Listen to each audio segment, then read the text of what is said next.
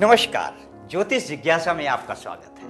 मैं पंडित दिनेश चंद्र। ये जो जीवन है, जिंदगी है, इसमें अच्छा भी वक्त आता है और बुरा भी वक्त आता है।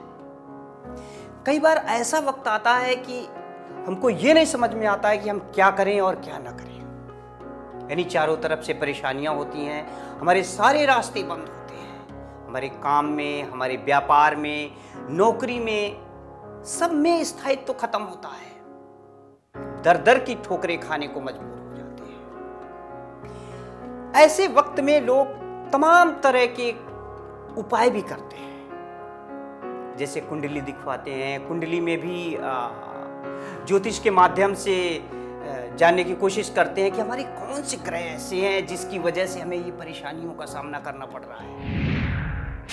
तो आइए अब हम चर्चा करते हैं ऐसे ही बुरे वक्त कि इस तरह का जब बुरा वक्त आए तो हमें क्या करना चाहिए। इस तरह के बुरे वक्त में आमतौर पर होता ये है कि हमारे एक दो नहीं कई ग्रह खराब होते हैं। कई ग्रहों की पीड़ा जीवन में आती है। उस पीड़ा से निपटने के लिए, उस पीड़ा का उपाय करने के लिए हमें सोचना बहुत ही जरूरी है। तो अब होता ये है कि अगर एक कोई ग्रह है 9 ग्रहों में, उसकी स्थिति खराब है, उसकी महादशा चल रही है और वो ग्रह जो है वो पीड़ित ग्रह है, बलवान नहीं है, कमजोर है, पापक ग्रहों से दृष्ट है, तो ऐसे में हमें परेशानी होती है। हम उस एक ग्रह का उपाय करते हैं और ग्रह की शांति मिल जाती है और हम फिर से उस कष्ट से मुक्ति पा लेते हैं। लेकिन यहां पे स्थिति ये होती है कि यहां एक ग्रह खराब नहीं होता है, 2 नहीं खराब होते हैं, 3 नहीं, 4 नहीं, यानी कई ग्रह आपके जो हैं वो पीड़ा की स्थिति में होते हैं। ऐसे में आपको परेशानी होनी ही होनी है। तो अब उपाय क्या करें? ऐसा क्या करें कि जिससे इन सभी ग्रहों की पीड़ा दूर हो जाए? तो हम आपको बता दें, इसी पे हम आज आपसे चर्चा कर रहे हैं और इसी को लेकर के, इसी विषय को लेकर के आए हुए हैं कि ऐसा कौन सा विधान है, ऐसी कौन सी विधि है जिससे हम एक साथ इन सभी ग्रहों की पीड़ा से मुक्ति पा जाएं। तो है ऐसी विधि, हम आपको बताएंगे कि ऐसी कौन सी विधि है जिससे जो है आप इस तरह की पीड़ा से मुक्ति पा सकते हैं। तो इसके लिए क्या होता है कि एक जो 9 ग्रह मंत्र होता है, उस 9 ग्रह मंत्र का हम जप करते हैं और वो जो 9 ग्रह मंत्र होता है उसमें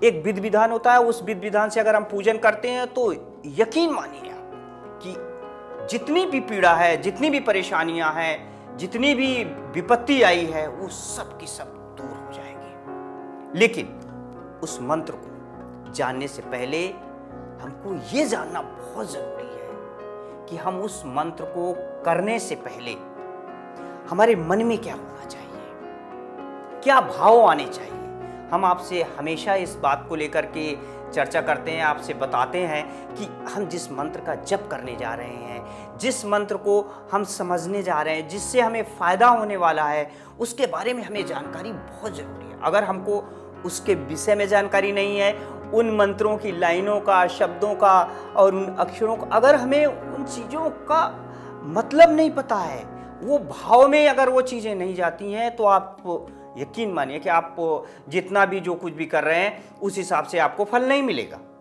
मंत्रों का उच्चारण कैसा होना चाहिए है, मंत्रों का मतलब क्या होना चाहिए, मंत्र जो हम पढ़ रहे हैं उसमें उनके भाव क्या होने चाहिए, उनको समझना बहुत जरूरी है। तो ये जो मंत्र है, जिस मंत्र की हम बात कर रहे हैं, ये मंत्र अभी हम आपको बताएंगे। ये बहुत ही कामयाब मंत्र है और इस मंत्र के जप मात्र से आपकी सारी परेशानियां दूर हो जाएंगी। बहुत सारे ऐसे लोग होते हैं जिनके पास कुंडली नहीं होती है। जिनके पास कुंडली ना होने का मतलब ये होता है कि जिनके पास वक्त, सही टाइम, जो डेट ऑफ बर्थ होता है वो नहीं होता है।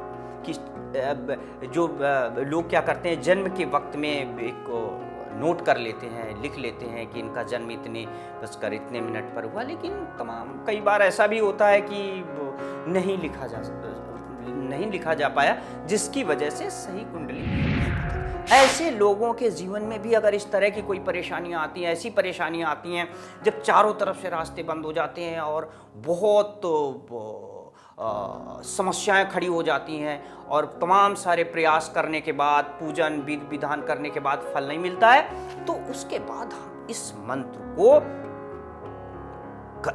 मंत्र का हम जप करते हैं। यानी वे लोग जिनके पास कुंडली नहीं भी है वो भी इस मंत्र का जप कर सकते हैं, उनको भी इससे बहुत फायदा मिलेगा। तो अब हम चर्चा यही कर रहे थे कि पूजन का जो हम जिस तरीके से मंत्र का जप करते हैं, जप करने से पहले मंत्र के जो भाव हैं उसको समझना बहुत जरूरी है। तो यहाँ पे हम बता दें कि ये 9 ग्रह शांति मंत्र है। तो 9 ग्रह शांति मंत्र है, तो इसमें 9 ग्रहों की बात आएगी। तो 9 ग्रहों में कौन कौन से ग्रह होते हैं ये तो आप बखूबी जानते ही होंगे कि पहला जो ग्रह होता है वो सूर्य ग्रह होता है, ठीक है ना। तो ऐसे में जो हम जब पूजन करें, जब हम ये हमारे अंदर भाव होना चाहिए कि ग्रहों में सबसे शक्तिशाली जो ग्रह है वो सूर्य है, भगवान सूर्य हैं, वो हमारी पीड़ा को दूर करें, हमारी रक्षा करें। इसके बाद आता है कि चंद्रमा का मतलब होता है कि अमृतमयी जो चंद्रमा है वो हमारे जीवन की रक्षा करे और हमारे कष्टों को दूर करे। फिर मंगल का मतलब यही होता है कि मंगल क्या होता है कि दुनिया के ऐसा देवता, ऐसे ग्रह और ऐसे देवता हैं कि जो दुनिया के भय का हरण करते हैं। हमारे अंदर ये भाव होना चाहिए उस मंत्र को जप करने के वक्त। जब तक हम इन चीज़ों से भाव विभोर नहीं होंगे हैं, तब तक हमें उस तरह का फल नहीं मिलने वाला है जैसा हमें चाहिए। इसीलिए उस मंत्र का जप करने से पहले आपको ये चीज़ें बहुत ही अच्छी तरीके से समझ लेनी चाहिए। और जब बुद्ध की बात आती है तो बुद्ध के लिए भी हमारे अंदर, हमारे मन में इसी तरह का भाव होना चाहिए कि जो चंद्रमा के पुत्र बुद्ध हैं वो हमारे मन के अंदर की जितनी भी पीड़ा है, हमारी जो परेशानियां हैं उसको दूर करें, हमारी रक्षा करें। चंद्रमा बुद्ध की बात हो गई। बुद्ध के बाद बृहस्पति की आती है। तो बृहस्पति क्या होता है? कल्याणकारी जो ग्रह होता है और देवताओं के गुरु होते हैं। तो हम उनसे भी अपने अंदर ये इच्छा रखें, ये भाव रखें कि भगवान बृहस्पति दुनिया का कल्याण करने वाले देवताओं के गुरु हमारी रक्षा करें, हमारे कष्टों को दूर करें। इसी तरीके से शुक्र को भी हम अंदर नमन करते हैं कि दैत्यों के गुरु शुक्र और जो एक बहुत ही महान बुद्धि संपन्न गुरु जो है वो शुक्र हमारी रक्षा करें और हमारे जो है कष्टों को दूर करें। अब आती है हमारी जो शनि ग्रह की। तो शनि ग्रह जब हम पूजन करें, जब हम इस तरह जो जप करें, जब हम 9 ग्रह शांति का जप करते हैं, तब उस टाइम हमारे मन के अंदर ये रहना चाहिए कि हम शनि को भी अपने अंदर रखें, एक अच्छे भाव में रखें। तो उसके लिए हम ये सोचें कि भगवान शिव के जो प्रिय हैं, जो शनि हैं, वो हमारी रक्षा करें, वो हमारी पीड़ा को दूर करें। और इसके बाद आता है कि जो बारी आती है राहु की। तो राहु के लिए हम ये वर्णित है कि विविध रूप रंग वाले और हजारों आँख वाले, है ना, जो तपोमय राहु हैं, वो हमारी रक्षा करें, हमारे पीड़ा को दूर करें, हमारे कष्टों को दूर करें। इसी तरीके से केतु का भी हम अंदर नमन करेंगे, अंदर भाव रखेंगे, एक अच्छा भाव रखेंगे कि आकार विहीन, शरीर विहीन है जो ग्रह हैं वो केतु हमारी रक्षा करे, हमारे कष्टों को दूर करे। इस तरीके से हम ये भाव रख करके फिर हम उस मंत्र का जप करेंगे।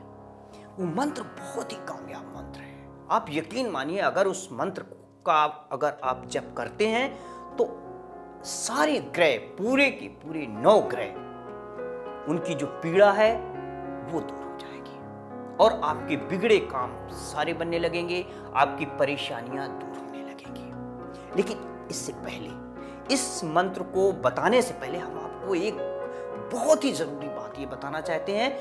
अगर आपने विधि विधान से उस मंत्र का जप नहीं किया तो फिर आपको शुभ फल नहीं मिलेगा। अब उस मंत्र को करने से पहले हम क्या विधि विधान है तो हम बताते हैं। तो इसके लिए यही है कि आप सुबह इस मंत्र का जप अगर आपको करना है तो सूर्योदय से शुरू करें। सूर्योदय से इसलिए कि सूर्योदय से ही जो एक दिन शुरू होता है और सूर्य जो ग्रह है तो वहाँ से ही उनकी जो स्थिति है वो सामने आती है। तो ऐसे में हम सूर्योदय के वक्त से इस मंत्र का जप करें। सूर्योदय होते ही हम इसमें करें क्या, पूरा विधि विधान यही है कि अब सबसे पहले जो नवग्रह देवता की मूर्ति है उसको आप सामने रखें। आसन और माला। आसन क्या होना चाहिए?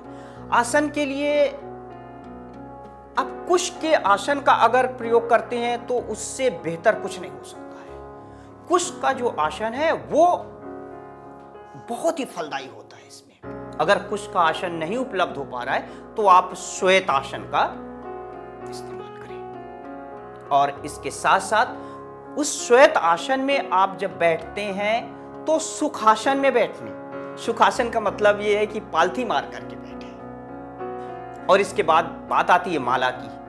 तो इसमें हम किस तरह की माला का प्रयोग करें, यह बहुत ही जरूरी चीज है, बहुत ही इंपॉर्टेंट चीज है। हम इन छोटी छोटी चीजों को भूल जाते हैं और तमाम सारा न जाने कितना हम जप करते हैं, पूजन करते हैं, लेकिन जब हमें उसका फल नहीं मिलता है तो हम यही कहते हैं कि हमने ये किया, लेकिन इसका हमें फल नहीं मिला। तो आप ये ध्यान रखिए कि ये जो पूजन है, ये जो जप है, ये जो मंत्र का हम जिस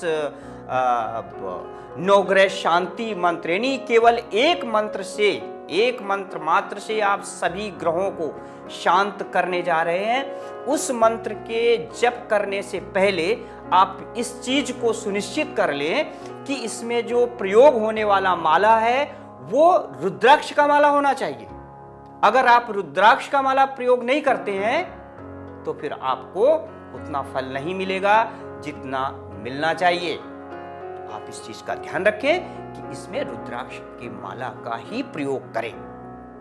अगर आप रुद्राक्ष का माला और कुश का आसन प्रयोग करते हैं और नवग्रह की मूर्ति सामने आप रखें और सूर्योदय के समय आप मंत्र का जप करें, नवग्रह शांति मंत्र के जप का नियमित प्रयोग करें। यानी एक माला, कम से कम एक माला आपको करना ही होगा। और इससे ज्यादा अगर आप करते हैं, जप करते हैं, एक माला से ज्यादा यानी 105 बार से ज्यादा करते हैं तो यकीन मानिए उसी अनुपात में आपको फल मिलना शुरू हो जाएगा। विधान तो ये भी है कि 5 माला अगर आप करते हैं प्रतिदिन तो आपको 27 दिन के अंदर यानी 27 डेज आपके निकलेंगे, उसके बाद आपको फल मिलना शुरू हो जाएगा। तो ये है इसका पूरा विधि विधान। तो अब आइए, अब हम आपको बताते हैं कि वो मंत्र क्या है जो 9 ग्रहों को शांत करने वाला एक मंत्र। अब आपको 9 मंत्रों की, 9 ग्रहों के लिए 9 मंत्रों की अलग अलग जरूरत नहीं पड़ेगी। 9 ग्रहों को शांत करने के लिए बहुत सारा वक्त जो अलग अलग देना पड़ता था उसको आप न दे करके ये एक केवल मंत्र जो 9 ग्रहों को शांत करने वाला है, इसका आप जप करिए, आपको पूरा फल मिलेगा। आपके सारे ग्रह अच्छे रहेंगे और जीवन में जो जितनी भी तरह की परेशानियां हैं, कठिनाइयां हैं, सबकी सब दूर हो जाएंगी। आइए अब हम उस मंत्र को आपको बताते हैं। तो ये जो मंत्र है वो है ओम ब्रह्मा मुरारी त्रिपुरांतकारी भानु शशि भूमि सुतो बुधस्य गुरु च शुक्र शनि राहु केतुआ सर्वे ग्रहा शांति करा भवन्तु।